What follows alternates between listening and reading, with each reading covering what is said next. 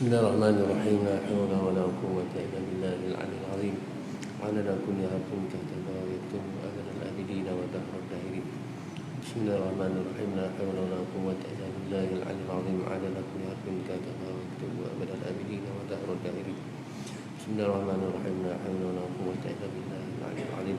Ala kulli harfin kataba wa yaktubu adad al-abidin wa dahr al-dahirin.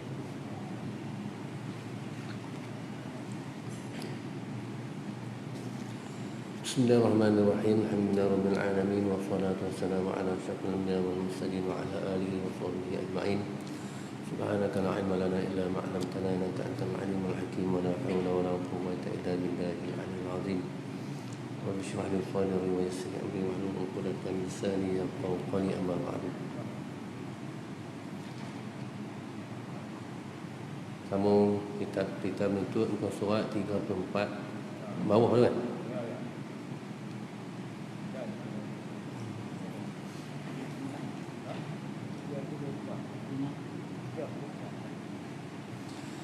Bismillahirrahmanirrahim. Qala al-musannif rahimahullah ta'ala wa nafa'ana bi ulumihi fid dharain amin.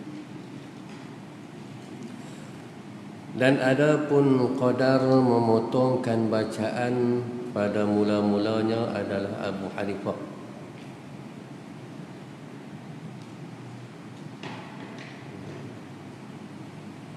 Adapun qadar memotongkan bacaan, minggu sudah pun dah ada sebutan memotongkan bacaan. Itu nak mula. Hak ni nak berhenti. Perkataan sama memotong. Dan ada pun qadar memotongkan bacaan. Ini qadar berhenti. Nak berhenti ketika mana? Tang mana? Apabila sedang berlakunya bacaan.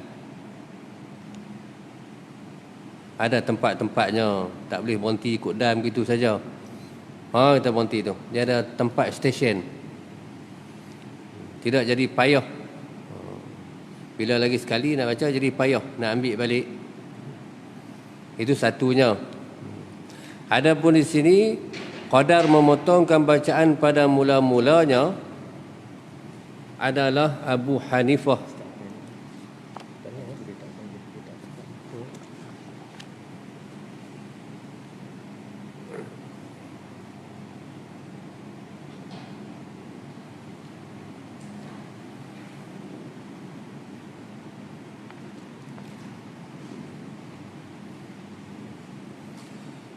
Dan ada pun qadar memotongkan bacaan pada mula-mulanya adalah Abu Hanifah. Ini adalah satu kenyataan. Orang panggil cara memotong bacaan, berhenti apabila ataupun ketika hendak berhenti. Qadar mana? Dia nak sebut qadar.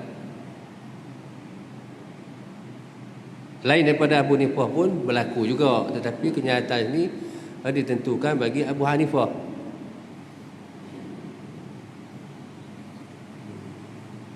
Mengikayatkan daripada Al-Syeikh Al-Qadi Al-Imam Umar bin Abi Bakr Zanuji,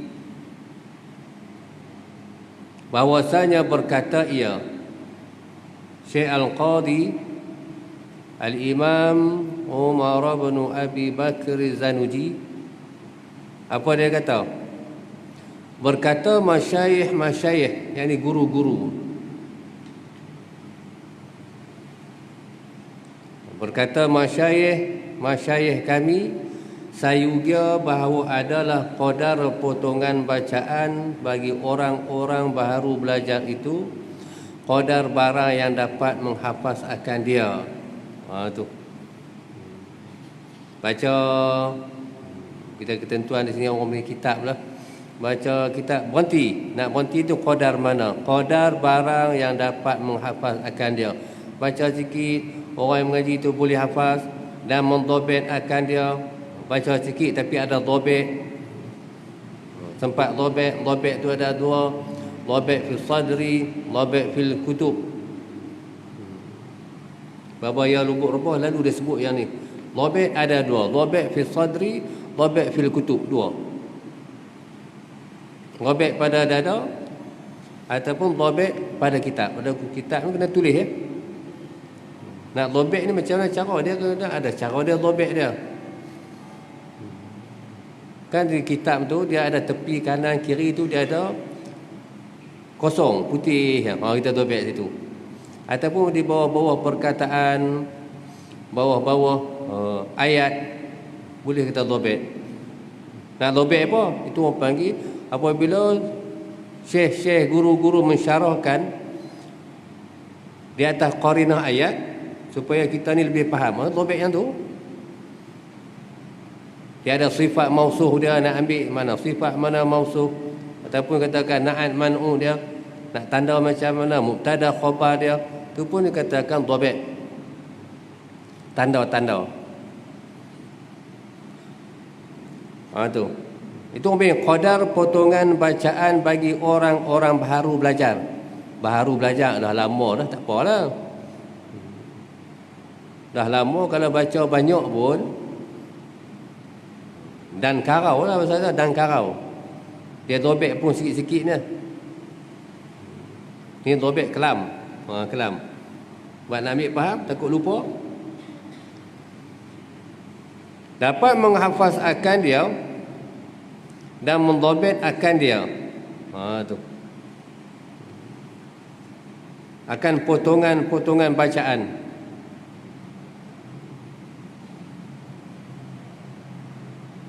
Ada juga setengah-setengah manusia ni dia ingatan dia kuat. Dia tak dhabit tapi dia ingat. Tu kelebihan Tuhan bagi. Kita ni otak kita lemah, macam-macam dok dalam otak. Tak dhabit saja lupa terus. Lupa terus. Apa dia maksud tadi?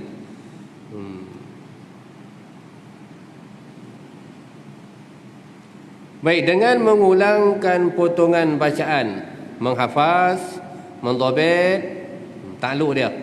Dengan mengulangkan potongan bacaan, kita hafaz apa yang dibaca, potongan-potongan bacaan, kita dhabit di atas potongan-potongan bacaan, seolah-olah kita mengulangkan potongan bacaan. Itu kita orang punya dhabit.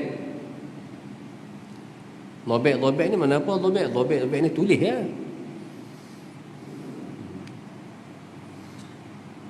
Mengulangkan potongan dan bacanya. Ini baca potongan bacaan. Walaupun sikit, masyayikh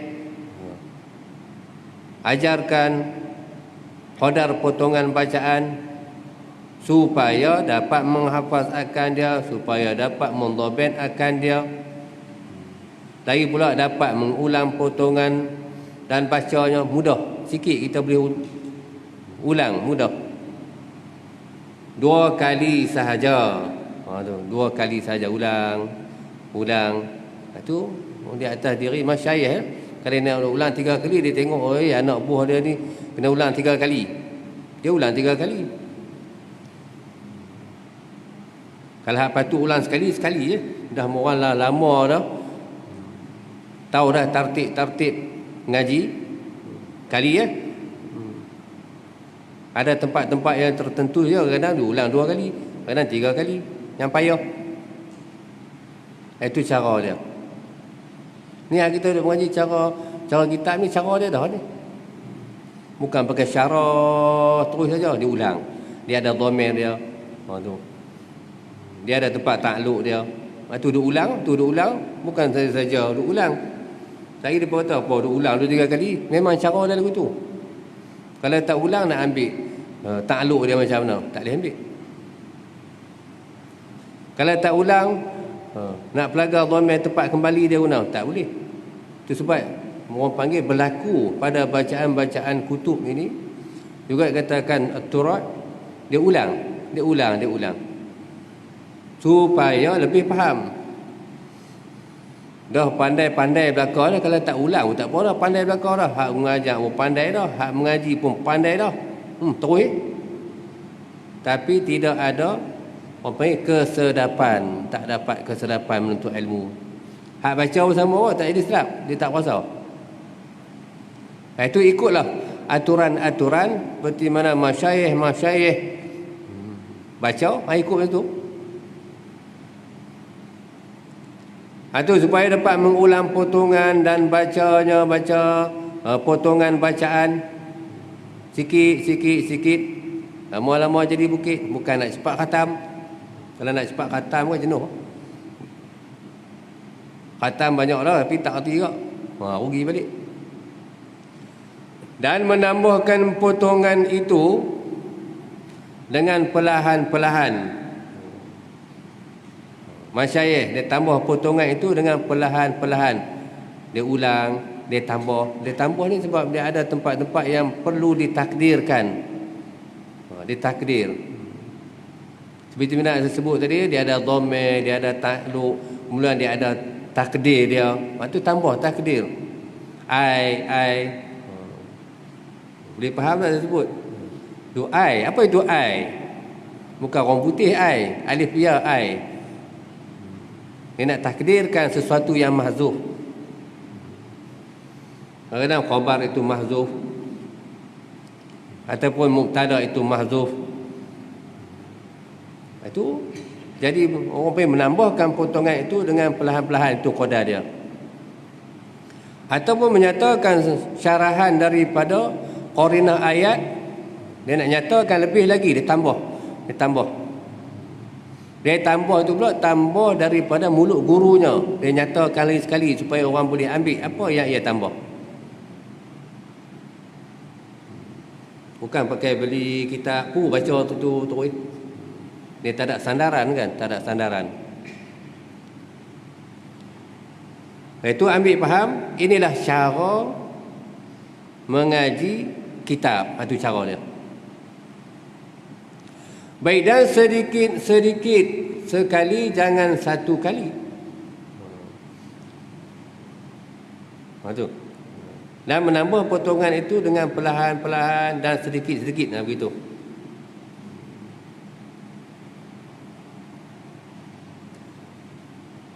Kemudian dia kata sekali, jangan satu kali. Sama juga kitab.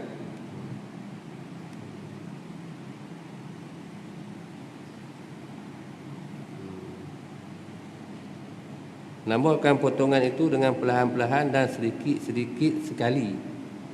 Sikit-sikit maksudnya tak melampaui. Itu maksudnya sedikit-sedikit sekali.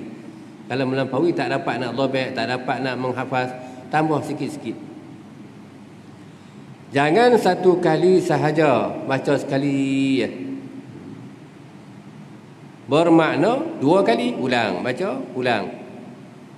Masyayikh terhadap gurunya ataupun murid sebelum nak pi menghadap, ulang dulu kali, dua kali.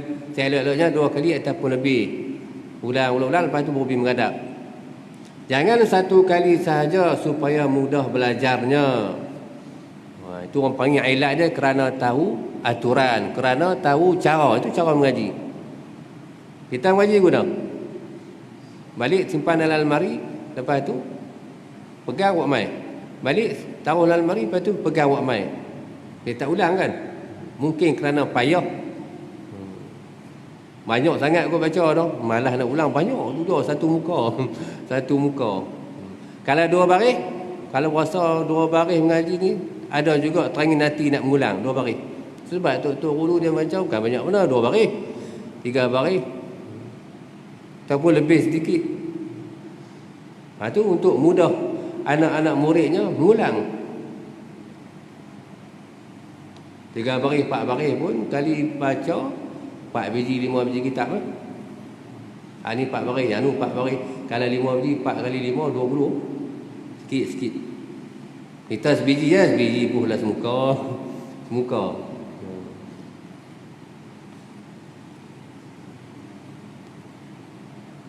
Baik, tengok. Macam kita ni, kitab ni dia menceritakan cara menuntut ilmu supaya dapat ilmu, supaya hasil ilmu. Perhatilah. Kitab-kitab lain, lagu lain pula.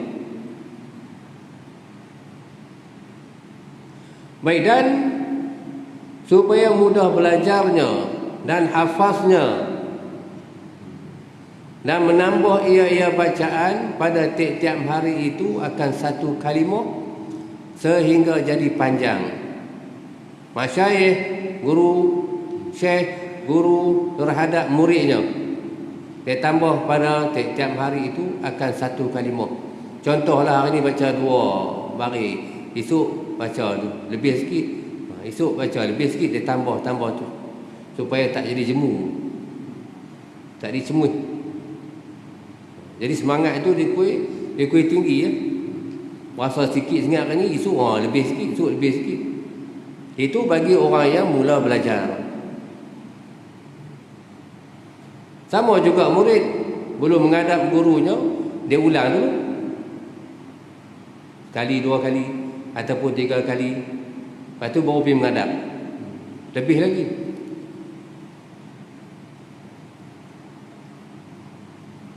Dan menambah ia bacaan pada tiap-tiap hari itu akan satu kalimah sehingga jadi panjang dan banyak sekalipun. Dan ini dengan la'al sawab, dengan makna atau.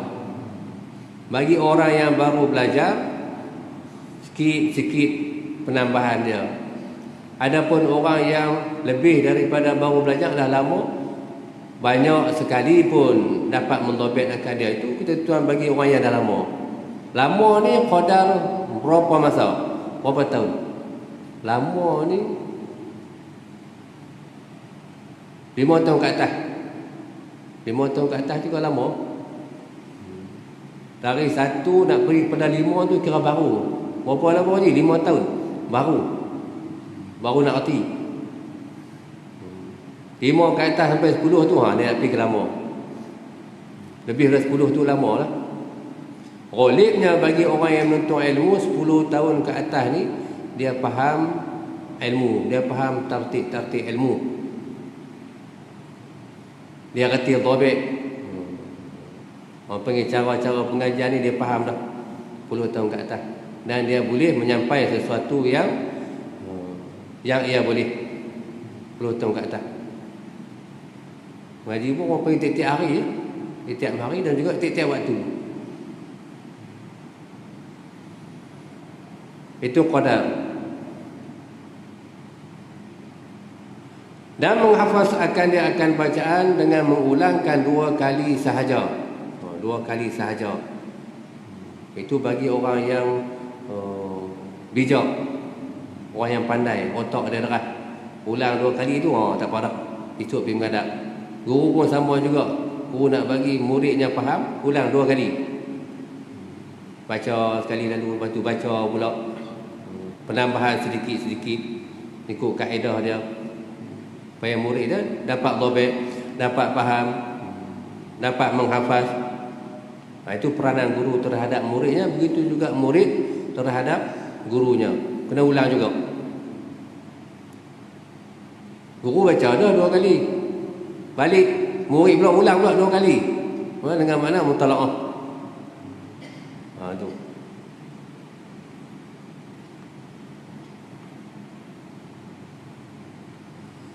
Baik lagi, maka adapun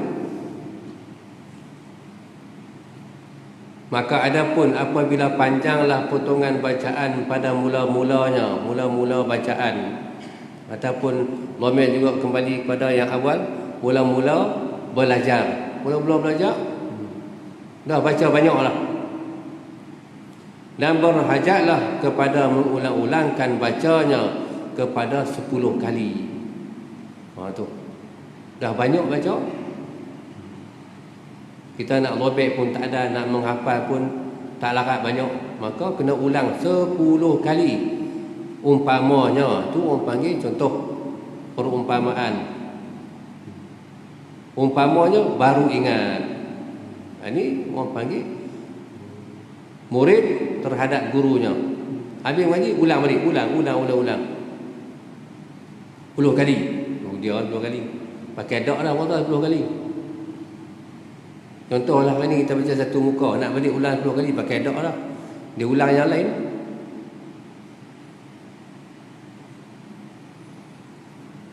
Baik. Bagi orang yang cerdik 2 kali pun cukup dah. Bagi orang yang lemah otaknya lebih daripada 2. Tapi kalau panjang potongan bacaan pada mula-mula belajar, nak faham balik, murid itu kenalah ulang 10 kali umpamanya. Itu murid terhadap gurunya. Begitu juga guru terhadap muridnya. Sekali anak murid dia tak erti, 2 kali tak erti, 10 kali. Itu sebab kitab ni orang panggil berulang-ulang pengajiannya sampai berkali-kali. Habis baca lain, habis baca lain. Kitab tu juga. Lepas tu guru dia tahulah keadaan muridnya. Kena ulang lagi ni, tak kerti apa satu, ulang lagi. Anak murid tu dah nak mengaji kitab lain tu, nak mengaji kitab lain. Tapi guru dia tahu dah, dia ni tak boleh mengaji kitab lain pun seperti tikus tengok besi. Tikus tengok besi, nak gigit tak boleh, nak bawa tak boleh. Ulang yang tu, lah cemui. Itu pandai-pandailah. Kita menuntut bagi masyayikh yang ni guru-guru, pandai-pandailah ia mencari jalan untuk ajar muridnya supaya tidak jemu. Itu sebab baca sikit supaya dapat faham, supaya dapat hafal, supaya dapat dhabit, baca sikit.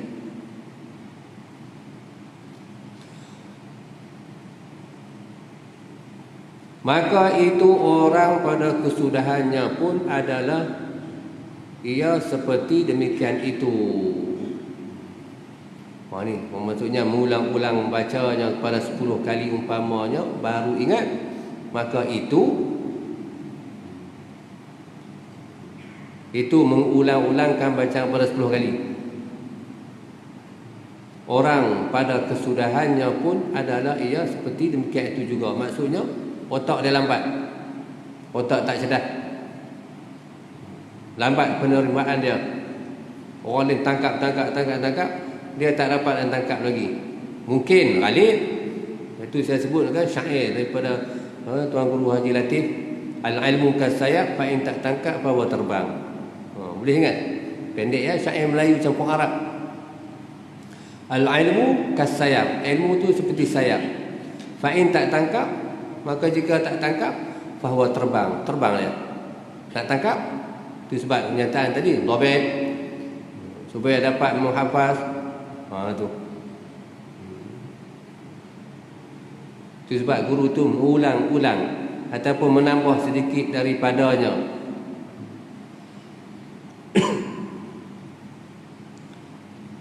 Baik, maka itu orang pada kesudahannya pun adalah ia seperti demikian itu juga.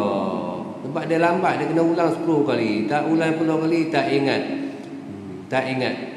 Tak ulang 10 kali, tak, orang balik tak faham. Ngaji-ngaji dia tak hati juga. Kena ulang. Samalah dua pihak, guru terhadap muridnya ataupun murid terhadap gurunya, kena ulang. Baik, kerana bahawasanya telah beradat ia akan yang demikian itu. Demikian itu mengulang-ulang bacanya kepada 10 kali. Kalau tak ulang sampai 10 kali, pakai tak boleh apa. Kena ulang. Kena rajin baca. Mentelaah lah. Tapi dia ada satu jalan supaya orang panggil cepat faham, boleh ingat kuat. Dia kena bertanya. Cari orang yang pandai-pandai, bertanya. Sama-sama base pengajian. Kau ni tanya kau ni, kau ni tanya kau ni. Orang tanya, orang tua ada apa? Bertanya, tak malu bertanya, tak sesat di jalan kan? Dia boleh faham. Rajin tanya. Tanya kepada orang yang reti, jangan tanya kepada orang tak reti. Tanya orang tak reti, kita pun tak reti. Tengoklah, dia tu reti, itu pandai, tanya dia tu. Habis. Dan tiada boleh meninggal ia, iaitu orang yang mengulang-ulang bacanya pada 10 kali. Tiada boleh meninggal ia itu adat. Maksudnya dia kena ulang 10 kali, melainkan dengan usaha yang banyak. Kalau dia usaha banyak, dia dapat faham cepat, maka tak berhajat dia kepada mengulang sampai 10 kali ya. Sikit-sikit tak apa dah. Itu cara mengaji. Habis.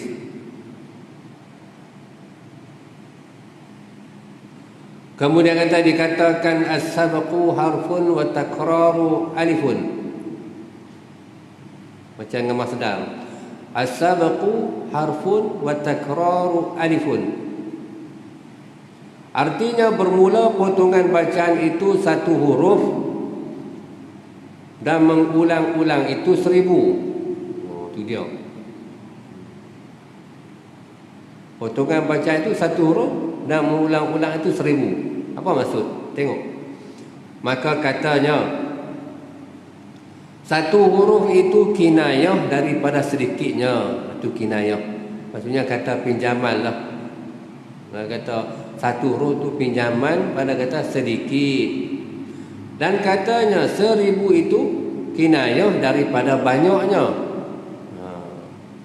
Kinayah daripada banyaknya sahaja. Maksudnya kena lebih lah.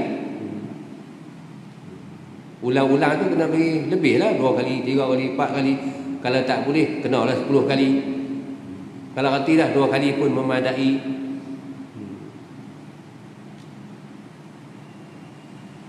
Kalau ketilah, ulang sekali pun tak apa lah.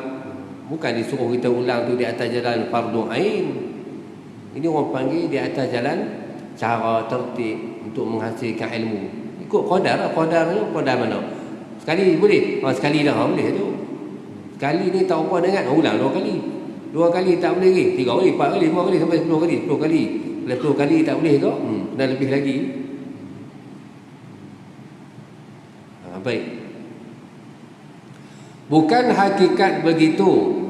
Bukan hakikat potongan bacaan itu satu huruf dan mengulang itu 1000. Ngaji satu huruf betul ulang 1000. Bukan hakikat begitu. Itu orang panggil kinayah pinjaman dia. Kita dahulukan bacaan sedikit dan kita ulangkan beberapa kali. Qadar yang dapat faham, qadar dapat hafaz. Bukan sampai 1000 dan 100,000. Banyak telajak pun.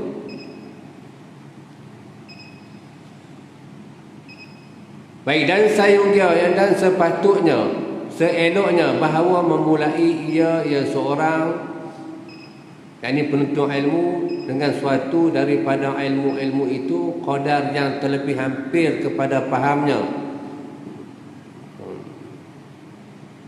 Lebih hampir pada faham. Maksudnya sekali menghadap ni sebuah potongan ni 40 minit, 45 minit. Orang dah lajak 1 jam. Taklah lama. Taklah lama. Tak kira lah apa-apa ilmu sekalipun. Kalau lama sangat sampai 2 jam jadi jemu. Dia tak larat dah. Otak pun tak larat, badan pun tak larat. Tak larat nak ingat, tak larat nak hafal. Lobek pun terlepas begitu saja. Jadi kerugian yang sangat besar. Itu umumnya qadar. Memulai ia dengan suatu pada ilmu itu qadar yang terlebih hampir pada faham. Sikit je sudah. Boleh faham sudah. Dan mudah belajarnya dengan ketiadaan penat dan payah. Tak panjang masa. Orang panggil ala kadar lah, ala kadar. Otak kita pun boleh terima. Badan kita pun tak lesu. Qadar tu. Kalau lebih masa saja, jadi tak larat. Tambah kita rumah ni boleh duduk lah. Bersilah sampai 2 jam. Tak boleh pirah. Sakit dah ni. Duduk lama, lepas tu nak bangkit tak boleh. Kena tui. Sikit tak apa, boleh faham. Kena orang masuk dalam orang pergi madih daurah tu dia sehari suntuk. Daripada pagi sampai ke petang kan. Pagi sampai petang, esok pula sambung pagi sampai petang, 2 hari habis dia kitab. Tak boleh banyak mana, wallahu alam. Jadi khatam. Tapi orang yang ada kekuatan otak dia, kalau dia mampu tak apa, pergi ya. Kalau kita tak mampu pergi pun rugi balik ya. Rugi. Duk kesok kau ni, duk kesok kau nu. Orang mengaji sampai 2-3 helai terlajak lah. Kita cari tempat tak jumpa. Kerja duk kesok dah. Patut padan dengan kita lah. Baik, seterusnya.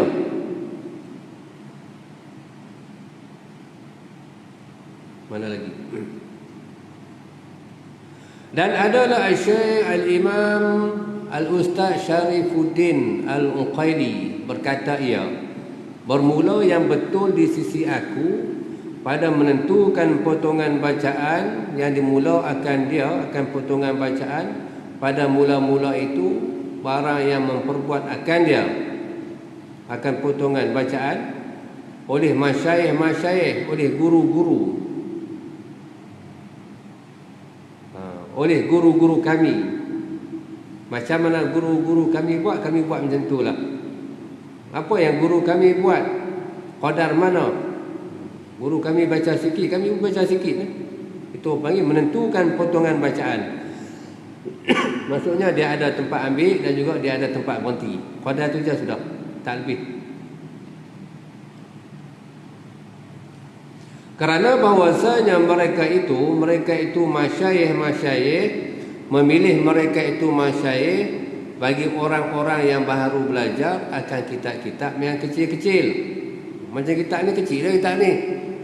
Tapi kita nak ikut orang panggil tata tertib yang ada dalam kitab ni, kadang-kadang tak pun.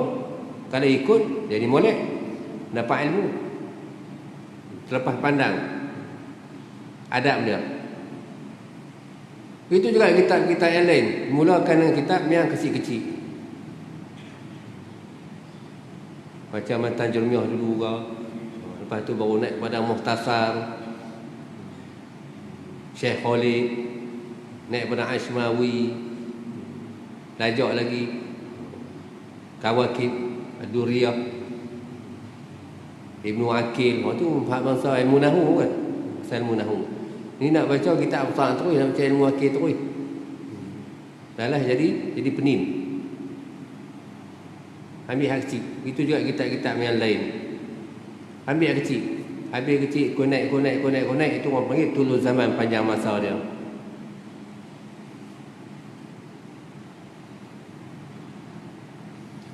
Itu mula bagi orang yang baru belajar, guru akan baca kitab-kitab yang kecil-kecil. Kerana bahawasanya terlebih hampir kepada faham dan mendobeknya, maksudnya dapat dobek, boleh menulis, dan terlebih jauh daripada jemu. Kita kecil, kita pun reti dah sikit, tim ngaji pula tambah sikit, dia tak jemu, maksudnya payah jemu. Terlebih jauh daripada jemu, payah jemu. Lebih jauh daripada puas, tu. Dan lebih banyak jatuh masalah-masalah di antara manusia. Ni atuh pada terlebih jauh. Atuh kepada perkataan yang sebelumnya. Jadi perkataan yang sebelumnya tidak perlu diulangkan. Contoh, kerana bahawasanya terlebih hampir kepada faham dan mendobeknya, dan terlebih jauh daripada jemu dan puas. Habis. Juga katakan takdir kalam, ulang lagi sekali. Ini satu kaedah. Supaya faham, orang panggil cara pengajian. Takdir kalam dia ulang. Kerana bahawasanya terlebih hampir kepada terlebih banyak jatuh masalah-masalahnya di antara manusia. Maksudnya dia faham molek lah, tak ada masalah lah. Tu bagi kitab yang kecil-kecil ni baca kitab besar, pening. Lepas tu dia komplain orang hak kita kecil-kecil. Lepas itu pun saya dah sebut kan, sesuatu yang ada dalam kitab yang kecil-kecil itu adalah diambil pada kitab yang besar-besar. Baca kitab kecil-kecil pun dah patut padan dah. Kalau nisbah nak buat amal, kitab kecil-kecil pun takkan nak buat amal dah. Cuma orang panggil penambahan dari segi ilmu, tambah, kau naiklah kitab besar, kau tambah. Tapi jangan lupa kitab yang kecil-kecil, dahulukan dahulu. Habis. Ngaji kitab yang kecil-kecil ni, faham pun elok, maka tak ada masalah lah pada sekalian manusia. Tak ada masalah. Dulu orang mengaji kitab apa? Kitab perukunan. Kitab perukunan ni. Kitab perukunan. Hak tu pun tak nak bawa lah.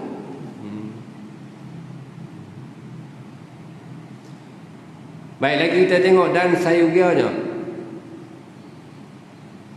Dan sepatutnya bahawa menulis ia seorang akan potongan-potongan bacaan yang ia hafaz daripada gurunya. Tu. Dia ingat daripada gurunya sampai dia pun ingat ataupun dia menghafaz, dia tulis balik. Itu kemudian daripada faham. Hafaz, faham dan tulis. Pokoklah hafaz, faham, tulis. Itu dimulakan dengan perkataan hafaz. Hafaz, faham dan tulis. Lagi kuat lah, lagi kuat. Kita tak faham tapi kita tulis. Macam mana? Tak faham tulis, tak faham tulis. Kena ambil faham. Apa yang kita tulis? Fikir, ambil faham, supaya tidak jadi masalah di antara manusia. Kalau rajin, ada kekuatan untuk hafaz, supaya lebih faham lagi. Dan dhabit itu tulis dhabit itu tulis hafaz, faham dan dhabit, dan mengulang-ulang akan dia, akan potongan bacaan yang ia hafaz. Apa yang ia faham, tengok balik apa yang ia dhabit. Kan dhabit ni orang panggil dhabit gajah. Pernah dengar tak dhabit gajah? Dhabit gajah kita tengok nyeri pun kita tak erti. Itu orang panggil dhabit gajah. Tu. Aku mengaji dah ni bab ni aku tulis lah. Bila sampai satu ketika kita tengok, kita nyeri pun tak faham apa kita tulis. Itu namanya dhabit gajah. Tu. Tu tulis ya. Kata kitab masing-masing ni dia seorang saja yang erti, orang lain tak boleh tumpang. Kalau kita cuba nak ambil kitab orang lain, main nak tengok kitab kan, tak erti. Dia saja yang erti. Kitab kita saja yang erti. Itu cara dhabit kita. Itu dan mengulang-ulang akan dia, akan sebagai ulang yang banyak, kena ulang. Hafaz dah. Ulang dah. Tulis pula. Tu ulang tu, tulis pula. Ada di Pondok Ustaz Wad, ada seorang dia orang Bali. Kami panggil kat dia Pak Syekh. Nama sebenar saya tak tahu. Tapi dah orang panggil Pak Syekh sampai gelar. Tengok buku catatan dia ingat. Banyak. Dia catik buku-buku waktu bertebal, dia catik belum sampai habis. Tu rajin. Jadi dia ingatan pun ingatan kuat lah. Dia boleh sebut satu sebab dia tulis balik. Kena cara dia kena. Kita pun kalau rajin buat. Lah ni handphone duduk di tangan, payah nak tulis. Payah nak tulis lah handphone tangan. Sat buka ni, nak tulis dah bila.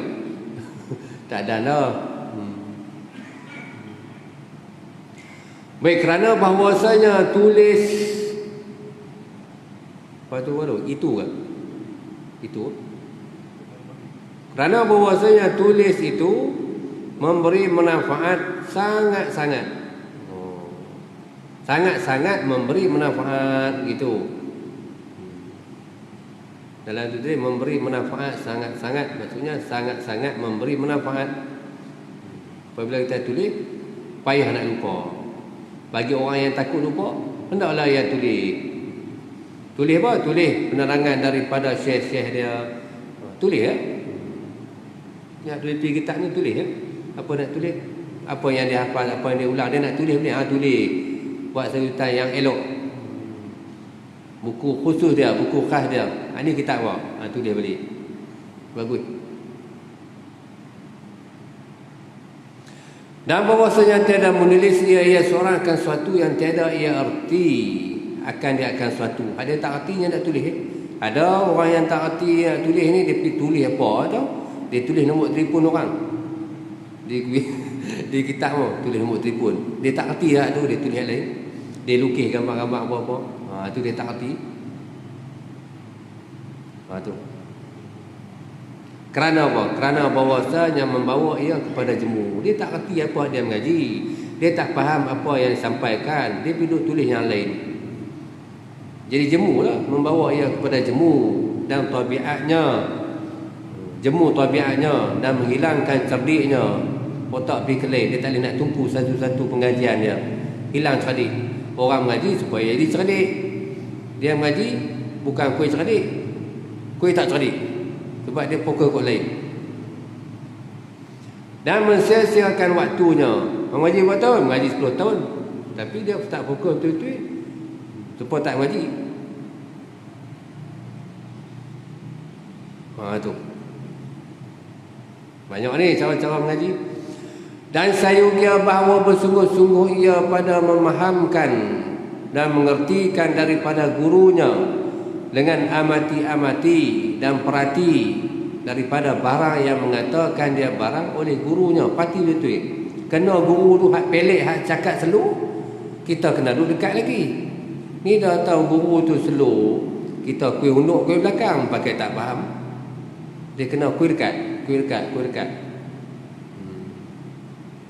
Ngaji kepada tutup kena berbuat azhari lubur stik tu. Dia cakap pelek pun kita tak faham. Kena duduk dekat lagi, kena perhati betul-betul apa dia cakap ni. Kalau tak perhati betul-betul cemu. Kali pertama gagah habis ngadap, kali kedua gagah juga, kali ketiga tu hampir dulu aku tak boleh pergi lah. Aku banyak kerja. Dia cemu dah tu. Sebab apa? Sebab kita tak boleh ambil faham daripada apa yang disampaikan oleh syekh-syekh ni. Tak boleh ambil faham. Tu.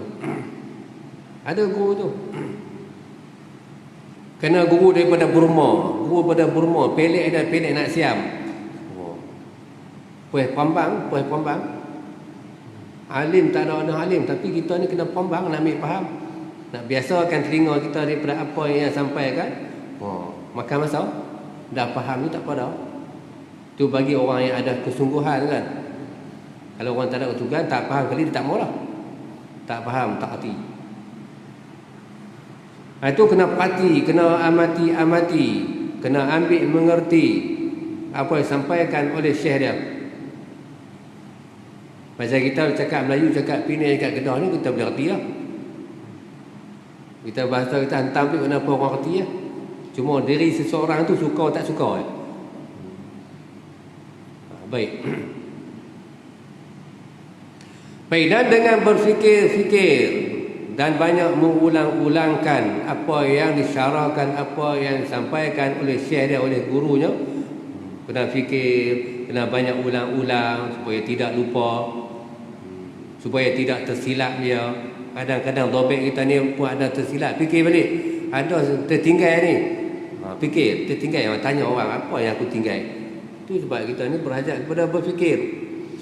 Kerana bahawasanya ambil sedikit potongan bacaan-bacaannya, maksudnya bacaan guru, dan banyak mengulang-ulangnya. Ambil sedikit saja potongan bacaan guru dan banyak mengulang-ulangnya bacaan, potongan bacaan guru. Ulang.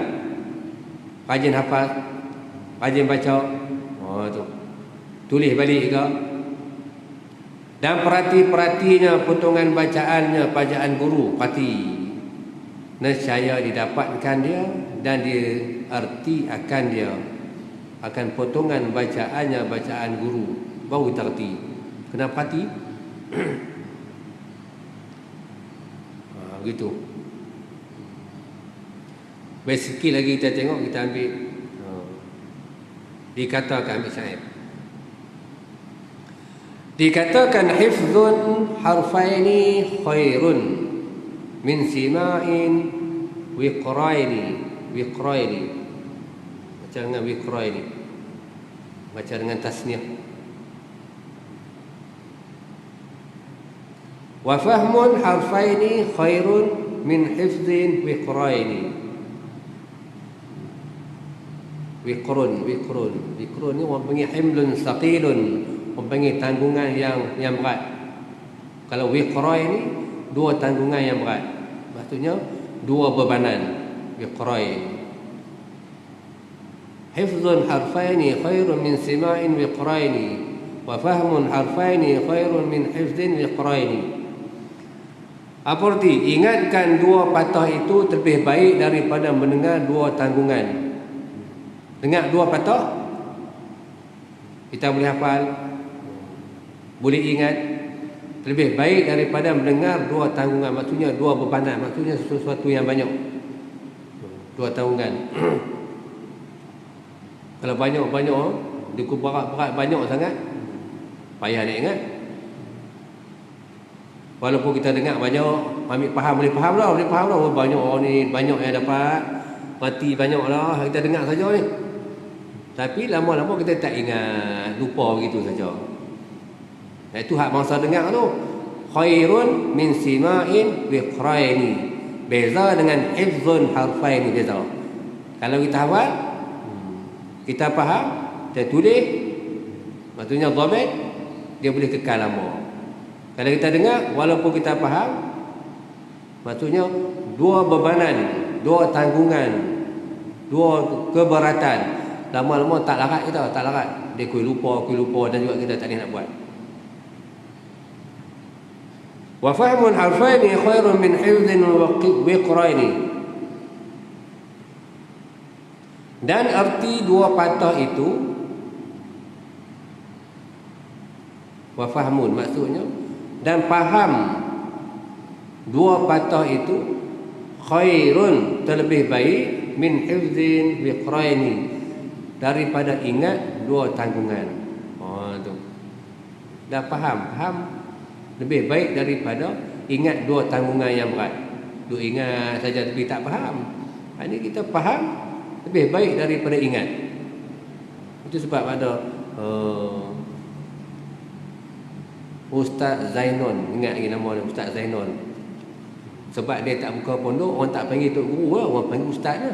Tapi alim tak ada dah. Ngaji di Kelantan, arwah dah mati dah. Dia kata apa, hampa ni kalau duk hafal saja tak reti tak jadi. Dia kena ambil reti, lepas tu hafal. Oh, dia cara dia Ustaz Zainon. Ambil reti, faham, lepas tu hafal, lebih baik lagi. Dia kata apa? Kata orang panggil orang yang bukan pangkat umur belasan tahun, 20 ke atas. Kalau belasan tahun, elok hafal dulu, lepas tu ambil reti. Oh, tu beza dia. Hafal dia ingat dah, lepas tu mengaji ambil reti, lagi bagus. Cara kita macam tu, cara umur tu kita. Ambil faham, pelan-pelan lah hafal. Ini nisbah umur kita ni. Kalau kita nak hafal cara kita ni, seolah-olah satu bebanan, tak larat. Dah tak faham, nak hafal pula, pakai dak. Lepas tu, pilih satu, ambil faham dulu. Oh, faham dah, aku nak hafal yang ni. Itu lebih baik. Habis. Maksudnya terang tiada berhajat kepada mensyarahkan. Dah terang? Kita pun boleh faham, maka tidak berhajat kepada mensyarahkan. Fiqra ini ada dua perkataan, dua bebanan, dua tanggungan. Hamlun saqilun. Habis. Kemudian kita berhenti itu, dan apabila.